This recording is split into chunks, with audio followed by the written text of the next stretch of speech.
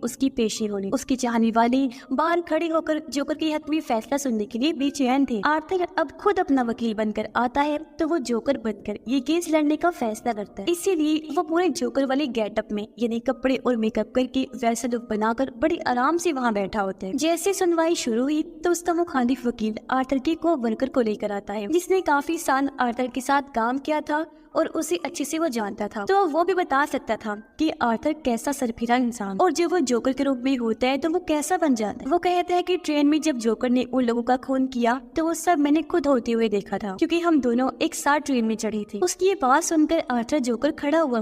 वो कहता है, अच्छा ये बताओ, जब मैं उनका खून कर रहा था तो तुमने किसे देखा? तो वो भी बिल्कुल पड़ोसन वाली ही बात कहता है कि मैंने आर्थर के अंदर जोकर को देखा जो ही उन लोगों का खून कर रहा था। अब उसकी इस गवाही पर आर्थर का दिमाग खराब हो जाता है एक बार फिर, और वो पुलिस वालों के खिलाफ उल्टा सीधा बोलने लगता है। वो कहता है कि ये लोग ऐसे हैं कि इन्हें किसी गवाहों किसी सबूतों की जरूरत नहीं पड़ती। इन्हें जो मिलता है, चाहे वो कसूरवार हो या ना हो, ये उसे उठाकर जेल में ले जाकर बंद कर देते हैं। और अगर उस दिन ट्रेन में पुलिस सही टाइम पर आ जाती तो वो भी देख लेते कि कसूर किसका है और मैं भी वो खून ना करता। यानी इस तरह आर्थर सारा इल्जाम पुलिस पर डाल रहा था। और बस आज की इतनी सुनवाई काफी होती है और डेट को फिर से आगे बढ़ा दिया जाता है।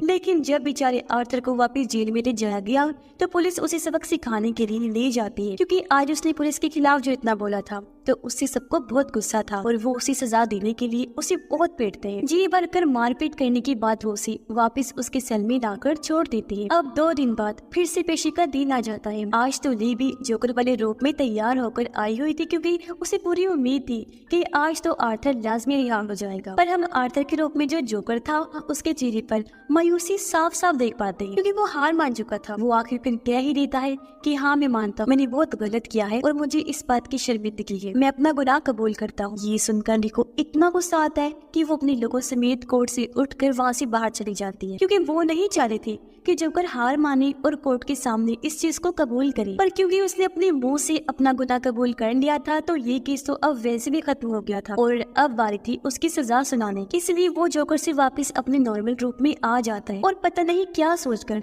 जोर जोर से हंसने लगता है। अब उसे ऐसे हंसता हुआ देखकर वो लोग जो उसके खिलाफ थे उन्हें गुस्सा आ गया। वो आर्थर पर टूट पड़े, उसे मारने लगते हैं, लेकिन वो हंसना अभी भी नहीं छोड़ता। वो कोर्ट के अंदर ही था कि तभी उसकी हंसने से बहुत जोरदार धमाका हो जाता है, जिससे पूरा कोर्ट तबाह हो गया। कुछ लोग इस हादसे में मर जाते हैं जबकि बहुत सारे लोग वहाँ जख्मी हालत में पड़े होते। अब जैसे तैसे आर्थर भी कोर्ट से बाहर आया, तभी उसे तबाह हुई जगह पर अपना एक फैन नजर आया जो भी जोकर के रूप में ही आया हुआ था। वो आर्थर को देखते ही पहचान लेता है कि यही असली जोकर है और उसे अपने साथ ले जाने लगा ताकि उसकी मदद कर सके। वो आर्थर को गाड़ी में डालकर यहाँ से दूर ले जा रहा था। इस तरह करके वो जोकर की मदद करना चाहता था, पर इसी बीच इनकी गाड़ी ट्रैफिक में फंस गई और पता नहीं क्यों आर्थर गाड़ी से उतरकर भागने लगता है। काफी दूर भागने के बाद उसे अपने सामने ली दिखाई देती है। आर्थर उसके पास जाकर कहते हैं, चलो अब चलो यहाँ से कहीं दूर भाग चलते हैं और वहाँ अपनी अलग दुनिया बसा कर रही, क्योंकि कोर्ट में पता नहीं कैसे अचानक धमाका हो गया और मैं वहाँ से फरार हो गया। ये सुनकर ली कहती है कि नहीं, अब ऐसा नहीं हो सकता, क्योंकि मैंने जिससे प्यार किया था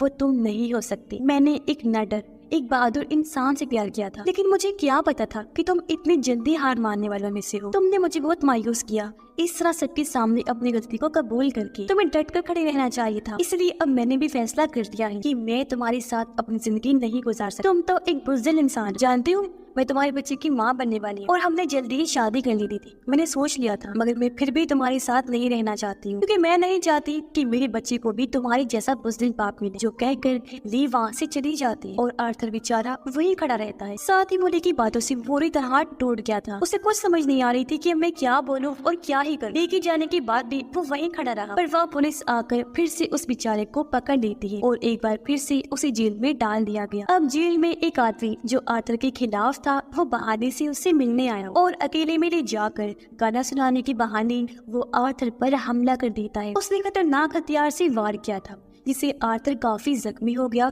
उसका तेजी से खून बहने लगता है। वो तड़पते तड़पते नीचे गिर गया और उसकी आंखें बंद हो जाती है। वो बिल्कुल नहीं हिल रहा था, जो देखने से तो यही लग रहा था कि उसकी मौत हो गई है। अब क्या सच में आर्थर जोकर मर गया होगा? आपको क्या लगता है? इस बारे में अपनी राय का इज़हार कमेंट बॉक्स में जरूर कीजिएगा। इसके साथ ही ये फिल्म, ये कहानी भी इधर ही खत्म हो जाती है।